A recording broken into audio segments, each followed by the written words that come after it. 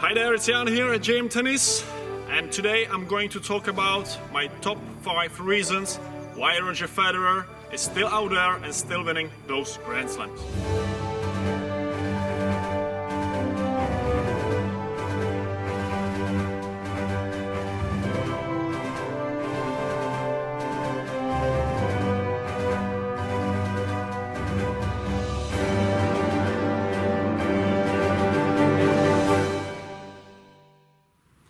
Number 5, the movement. Okay, as you know, Roger Federer has been famous for the way he moves, and is still the same at his age of 36 years. Nothing really changed. In contrary, I think he moves as good as ever. The way Roger moves is just unbelievable. It's out of the world, and there are not that many players who can compete with him at this level of movement. Yeah, so again, one of the main reasons for me why Roger is still out there, still winning the Grand Slams, and just won another Australian Open, beating Marin Cilic in the finals again, is his legs. So as we know, Roger Federer stays very low on the court, and you can see he's got a very wide base. Yeah? So he's like, when he's returning, he's always maintaining this position, and then by the time he starts getting into different places around the court to cover the court, he maintains this position. Yeah? Not maybe as much as on the return, but he's always very wide. So the way he moves around the court is very like kind of a platform thing, just jumping around. So he doesn't waste much energy and power by running around, but he's more like it's like a ballet when you're watching him. Yeah? So he's really pushing, he's using the power from his legs to really push around the court. And he's just kind of floating up there. Yeah? So again, the power from his legs allows him to do so. You can see he stays always on his toes. And you can see it's so efficient and so effortless at the same time. And he manages to cover the court in 1 or 2 steps. So he's right in the middle, he goes 1, 2, and he's right there. And then to recover, he's just really so efficient and so fast to get back that he doesn't give much time to his opponent to attack him. Yeah, so he hardly gets attacked by anybody. Yeah? And the other thing is, this movement allows him to get so early into the position that he can take the ball very early himself and to start applying his way of playing, which is attacking tennis, and to dominate the opponent basically. Yeah? So again, without his legs, as I always say to everybody, without his legs, he would not be able to execute the way he plays. Yeah? You can be an attacking tennis player, but if you cannot move just like him, you will never be able to play like him. Huh? So again, Roger Federer, for me, number 5. The most important things why he's still out there at his age and beating all these guys, especially on the hard court. Nobody can really beat him at the moment. Yeah? On the clay maybe, but on the hard court, he's just much faster. The way he moves is the fastest player around the court. You watch some videos from when he was around 21, 22, you compare it with the way he moves now, 15 years later, he's as fast as before. And this is unbelievable, this is amazing. So you have to think about the amount of fitness and of hard work that he puts in outside the tennis court also. So that's another thing that we can learn from again. Spend a lot of time working on your legs, get that positioning, learn from him. Watch his steps, which kind of patterns he uses around. He keeps it very simple. Yeah, very simple but very efficient. He's very fast, especially on the first step. So he does the split step, and then he's very fast to get into that second. Yeah, I mean in the first shot basically. Yeah, after the split step. So that's a number 5 for me. Number 4 is a style of play and the length of points, and of course the length of the whole matches. So as you know, Roger Federer is probably the most attacking player out there at the moment. Even when sometimes it doesn't look like. It's not about hitting the ball as hard as he can. Yeah? So it's about the way he dominates his opponents. Now, he takes the ball very early, he moves well, and he doesn't spend much time there in the kind of thinking where he's gonna go. He has it very clear what he's gonna do. He's very fast in attacking the ball. He goes usually with his forehand, left, right, left, right. He mixes things up, and he hits the ball very accurately, very deep. and very aggressive. It doesn't have to be super fast. It doesn't have a forehand like Fernando Gonzalez, for example, but it doesn't matter because his forehand is so sharp, so smooth, and it's quite heavy. Yeah, if you would go to try to hit with him, you would be in trouble to deal with his balls. He puts a lot of spin also on the ball, but the ball is very direct and it goes very fast. And what he does very well is he takes the ball super early. So when the ball bounces on his side, he's right there and he takes it even before the ball reaches the top. So sometimes he takes it on the rise.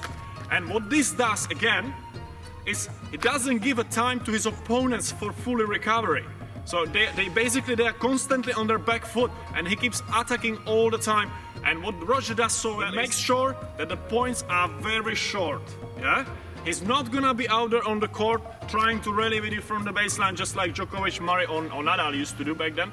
Nadal became more aggressive also, he had to do it because, you know, the way he used to play, it just didn't allow him to, you know, then he gets injured. The points are just too long. But Roger Federer points are not long. He spends much less time on the court than the other pros.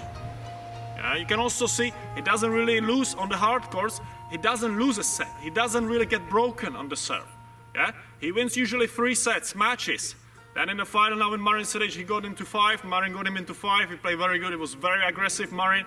So give him credit for this. But again, in the 5th set, he just could not handle the speed. The way the Federer was moving, the way he was moving him around left, right, it's very tough. You're constantly on your back foot. So to get from this defensive position, from this defensive situation, you would have to play as well as him, you know, to be able to push him back.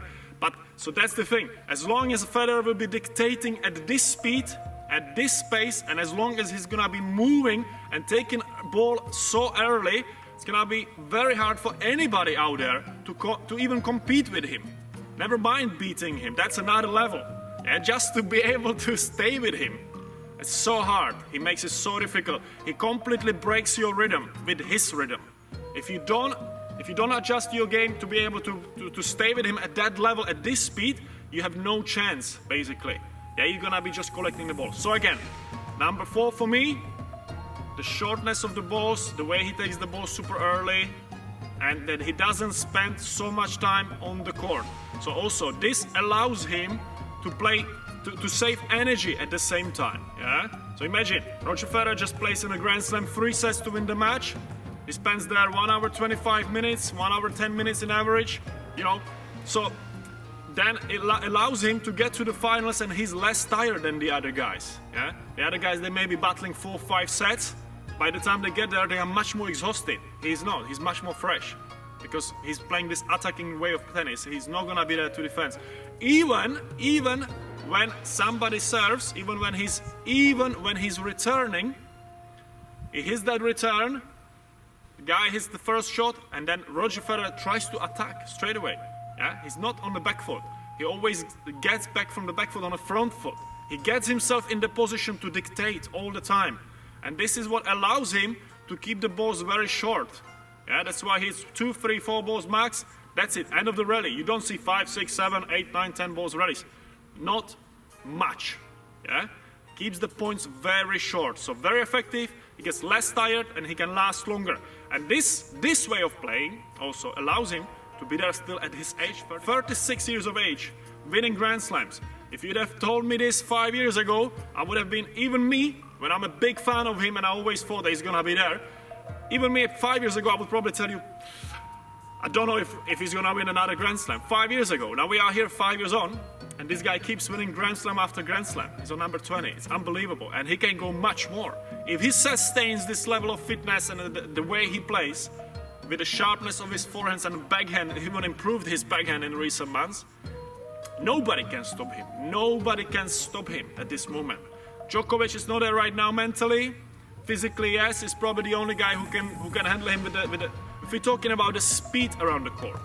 Murray is of course very fast, but again, he's injured now. Nadal, yes, super fast, but on a hard court, he's not as fast on the hard court. He can't move that well as Federer.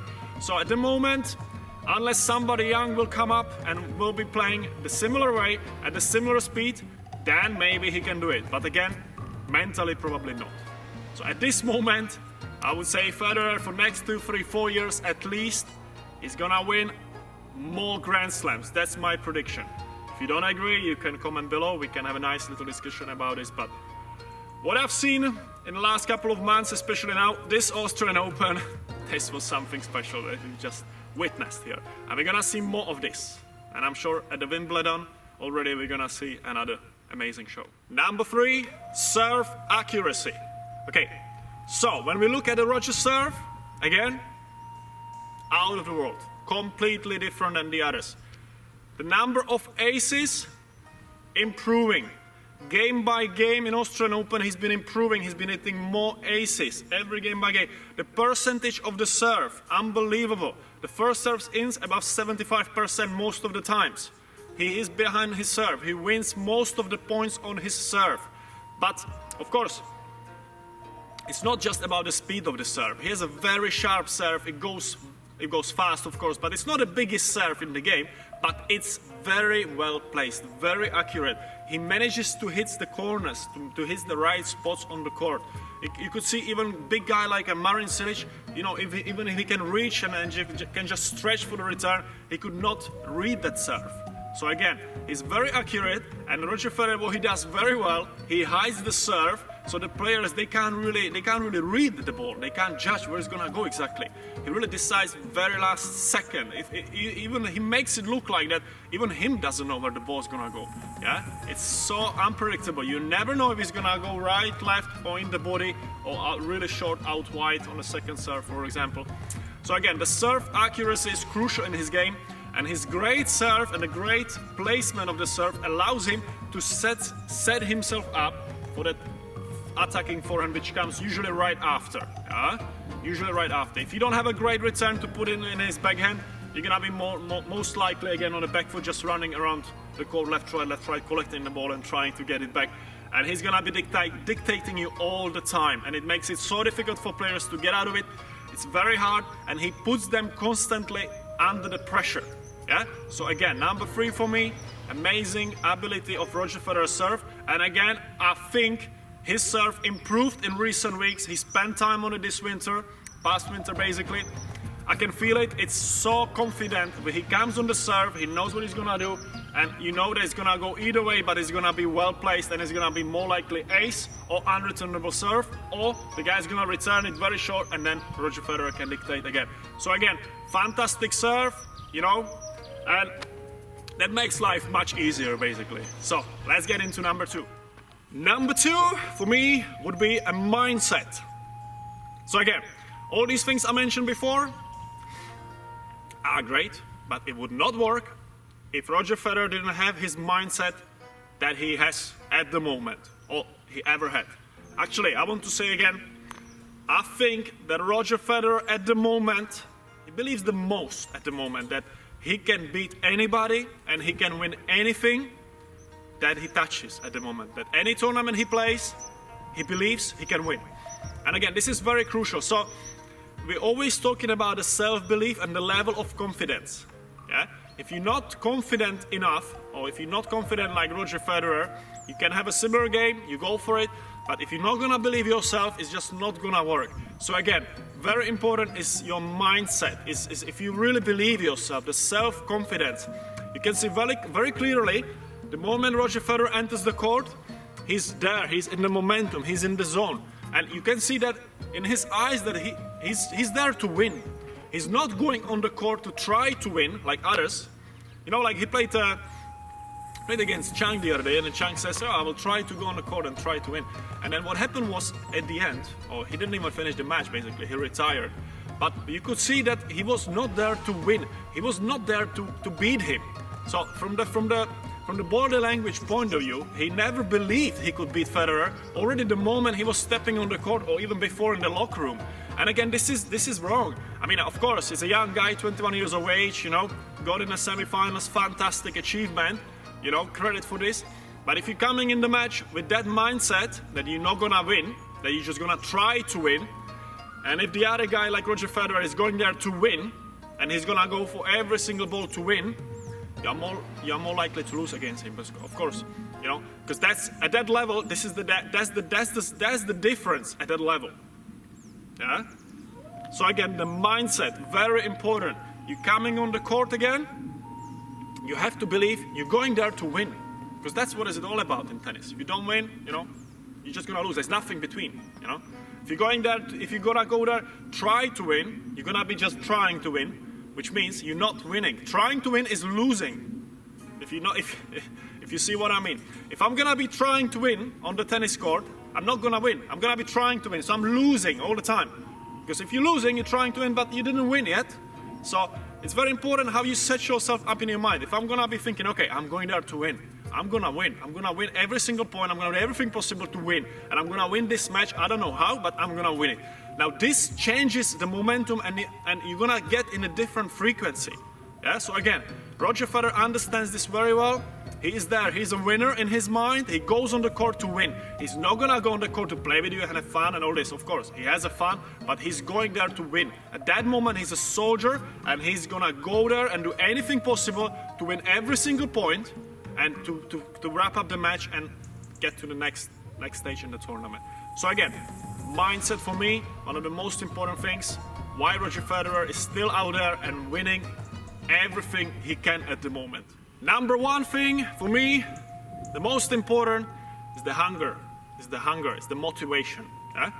Now, Roger Federer could be already on the Bahamas, enjoying his life, not even running on the court. He doesn't have to, but this guy keeps motivating. He's hungry. He wants to win more, and this is what keeps pushing him. That's why he works every day on his game. He keeps progressing. He keeps working. Day by day, he wants to improve, and he wants to still win more. He's on 20 Grand Slams now, and probably now he said, now probably he wants to go for 25 or 24, who knows? That's just in his head. But this is unbelievable. 36 years of age, still having motivation. He won everything he could in his life, and he's still out there winning, and he's looking as fresh as ever. So again, we can learn from this, the hunger, the motivation. If you're not hungry enough, if you're not inspired, if you're not motivated, you're not gonna be training hard, you're not gonna be improving, you're not gonna see progress, you're not gonna be winning those matches. He does all this. He keeps the hunger, he gets motivated, he gets inspired. Don't know how he does this, obviously, but he just loves tennis and he wants to win, he wants to compete, and he wants to keep going as long as he can, and he sets himself, some bars, and he goes for it. He's so hungry, you can see in his eyes, especially of course, 2018 now, and the last year, 2017, incredible. You can see in his eyes, he has again this hunger. He always does this, come and yes. Huh? You can see he wants to win, he's there to win. He still is out there, he sends the clear message. He's the player to be beaten, yet he's won almost everything he could in the last couple of months. Yeah? So again, the hunger, the motivation, very important. If you're not hungry enough, if you're not inspired, if you're not motivated, it's just not gonna work. Yeah, you have to find that needed motivation, that hunger, whatever it is for you, but this is gonna really help you to take it to the next level again, then you're able to compete with anybody. Yeah? Now, let's wrap it up and let's go through what we can learn from Roger Federer at the moment and how we can apply it in our game. At any level we are, it doesn't matter, but let's see what we can learn from him and how we can take it right up there and keep improving and seeing progress on a daily basis. So, what we can learn from Roger Federer these days? Obviously, almost everything. But let's talk about these 5 points that I mentioned today. So the number one, movement. Crucial. Without his movement, he would not be there.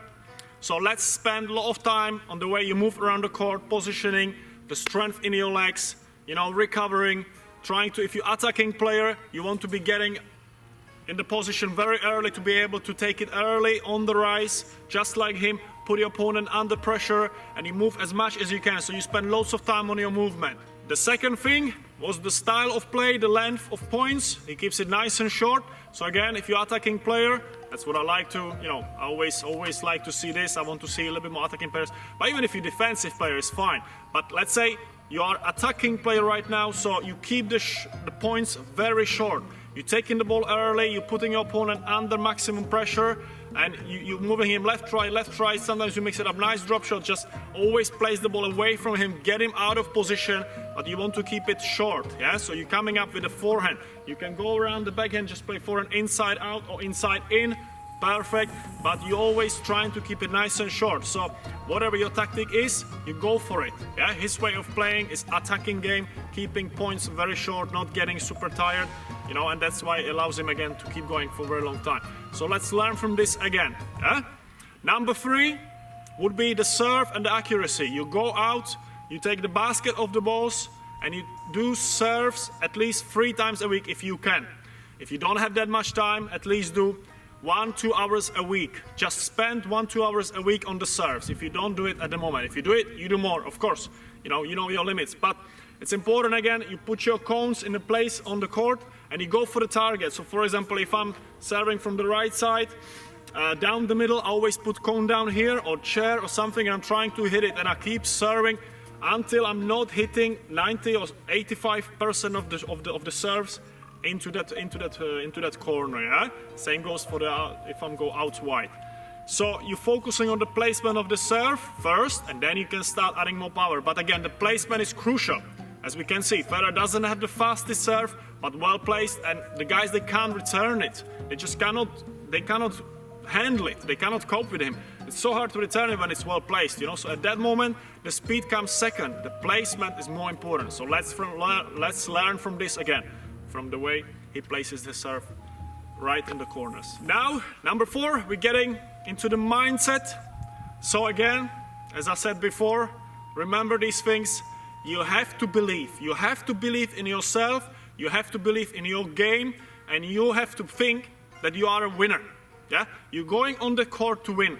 If you go into the training, you're going into the training with a clear mindset to improve and to see progress on daily basis. Every time you train, you want to see progress. Of course, sometimes we train and feel like, oh, today I didn't play so good. Doesn't matter, it's fine. You are training, as long as you put in the hard work and effort, it's gonna pay off. Yeah? Maybe one training you don't have a good forehand or good backhand, but it's fine, you are still moving your legs. So the legs are improving, they're getting stronger, they're getting faster. But again, in the training, you're focusing on the thing that needs to be improved, and you go for it. Yeah? So then you have that clear mindset that I want to improve in trainings, and then when it comes to the match or practicing match, you are out there to win. You are not there to lose. The moment you start thinking negative, the moment you start thinking, oh, I'm going to lose now, or I'm not going to win, we don't think like I'm going to lose. But usually the first thing comes, oh, I'm afraid, what if I lose? You know, things like this. No, get this out of your head. The moment you start thinking negative, it's going to manifest, it's going to happen, you're going to lose, or you're not going to win the match. Yeah? So change the mindset. You are the winner. You are there. You are a champion right now. Whatever way you play, if you're playing attacking or more defensive, whatever style of game you have, but you're going out there to win. This changes everything. The way you start thinking positive, yeah? The moment you start thinking positive, everything changes. You will have a different energy when you train. You will have a different energy outside the court when you're doing the workout in the gym or in the forest or running or whatever. And then the moment you come on the court, you're going to be much more confident. You are there, out there, you are winning every single ball. And you don't give up in that match. Even if you are set down, you still keep believing, I'm going to win this match, I'm winning this, I'm going for it. Every ball. Anything can happen in the match. Yeah? It's never over until the last ball is finished, last point. Yeah? So mindset. You are the winner. Set yourself up in your head, up here. You have to start believing in yourself. Very important, if not crucial. Okay. Number 5 was the hunger. Again, if you're not hungry enough, all these 4 things I mentioned before, it's just gonna all fall apart completely. Yeah? If I'm not gonna be hungry, if I'm not gonna have motivation, inspiration to do what I do, I would not be even standing in front of this camera, for example. So let's learn from this, for example. So you are a club tennis player, you want to improve your game, you give yourself a motivation. Yeah? You write it down, you give yourself also some kind of reward. You say to yourself, okay, I'm in a tennis club, we have 300 players here, we have a club league. Last year I was in quarterfinals of the league. This year I'm gonna win the club league. Yeah? You already quarterfinals, which is great, for example. So you set yourself a goal, you say, I'm gonna win the club league, club tournament this year. So that's a great goal, that's a great motivation for yourself. You write it down on the paper, you keep looking at it every day, you know, and you really need to feel like, okay, I'm winning it, I'm gonna do it, I can do it. And from that moment, you're gonna start feeling inspired, and then you're gonna be working on the court in training sessions and in practicing matches much differently than you've been working until now. It's very important to set yourself a goals. If Roger Federer didn't have the goals, he would probably not even be winning anymore. But I remember a couple of years back, he said, I want to have 20 Grand Slams. I remember this. He said, he was on 15 or 16, and he said, I would love to get 20 Grand Slams. Here we are standing in January 2018. He's on 20 Grand Slams. He had the motivation, he was inspired, he wanted to achieve more. So, you know, this all creates that hunger. He was hungry to win more, he wanted to get there. So you set yourself something, you set yourself a goal that you want to achieve, and you do anything, everything that is possible to achieve it, to get there, to make it happen. Yeah? But it's very important to have a goal. Yeah? If you are the best club player and you want to take it to the next level, of course, then you say, okay, this year I want to win a county championship, or I want to get in nationals. You know, I want to play a national tournament, I want to get semifinals, or I want to win the national tournament. Or, you know, or I want to qualify into the futures. It's possible. Everything is possible. You have to set yourself a goal. You write it on a paper, and it's very also important that you say, okay, next 3 months, I'm gonna be here. You put a date there. You put date. Write it on a piece of paper. Don't just have it in your head. Write it on a piece of paper. Put it on the wall that you can see every day, on your desk or whatever, on a desktop of computer, on a mobile, and you see, in 3 months, I'm gonna be #1 player in the club. 3 months, I'm gonna win the futures. 3 months, I'm gonna be a county player. Whatever your goal is, whatever level, but you always want to try to go for more. That's how you're gonna be improving. That's how you're gonna see progress. Without these bars, if you don't set yourself a goal, you will hardly see any improvement. Because if we don't have the goals, we feel like, why do I have to train, man? Where's the point, you know? And this is what happens a lot to club tennis players. Set yourself a goal.